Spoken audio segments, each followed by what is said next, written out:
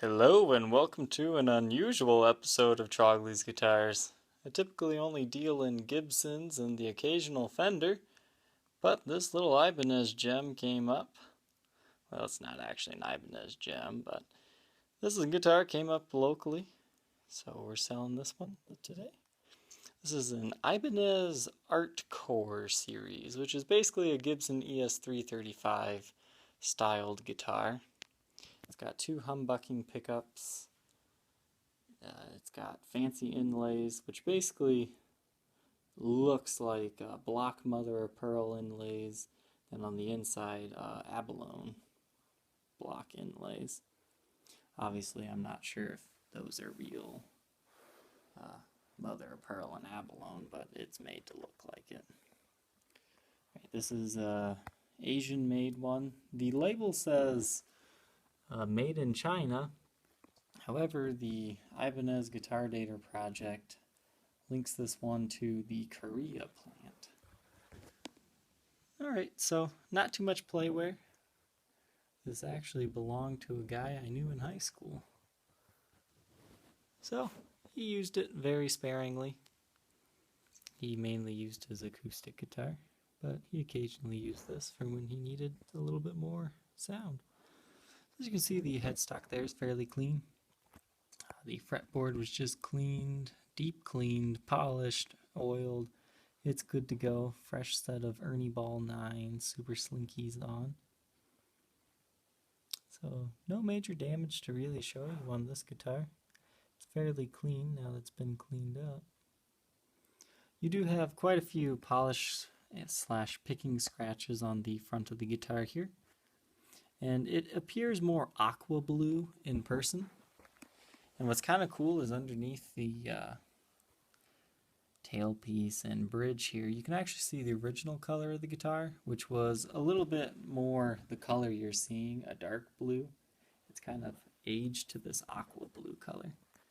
So as I said, you have polished scratches all around this guitar, especially on the front here. Now if you use a scratch remover, you might be able to get rid of them, but you're going to play it, so you might as well just add to it at this point.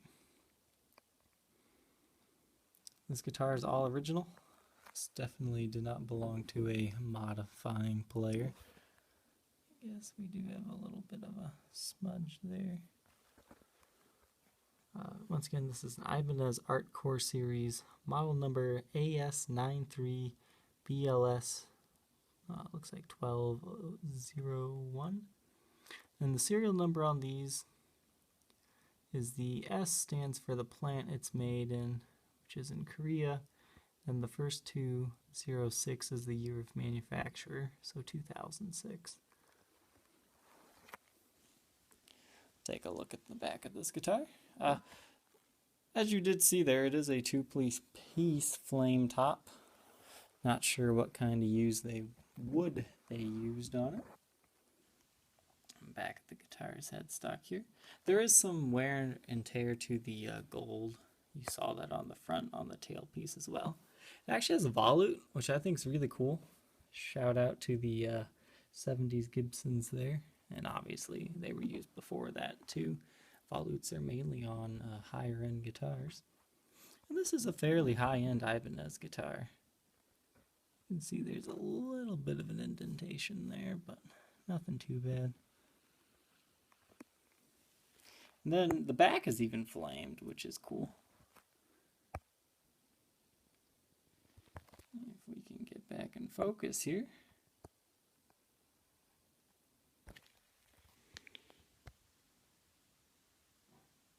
There we go. So nice flamed back. You have the same type of polish scratches going on this one as well. As you can see.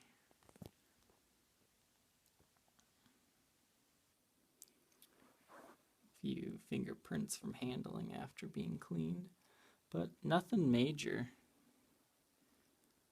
So if you don't necessarily have the budget for a Gibson ES335, this one is a very good clone of it. It's even got flame sides, which I find really cool. It's really hard to see them here, but overall, it's a very good playing guitar. As a guy that only plays Gibsons, I was fairly impressed with this guitar. If you swap out the pickups for some type of Gibson pickup, you probably have just as good of a guitar. The one thing I will say is this guitar is not as acoustically loud as a Gibson semi-hollow, where Gibsons kind of sound, they have that banjo type sound to them when they're played acoustically. This guitar really doesn't have that. It's really no louder than a solid bodied guitar. But that could also be a good thing. Maybe you don't want everybody to hear you while you're playing in your room or something. So as always, you can contact me on my Facebook page with your best offer. Facebook.com/Troglys, Trogoys. And I can also answer any questions you may have there. Thank you for checking this guitar out. And we'll catch you next time. Bye.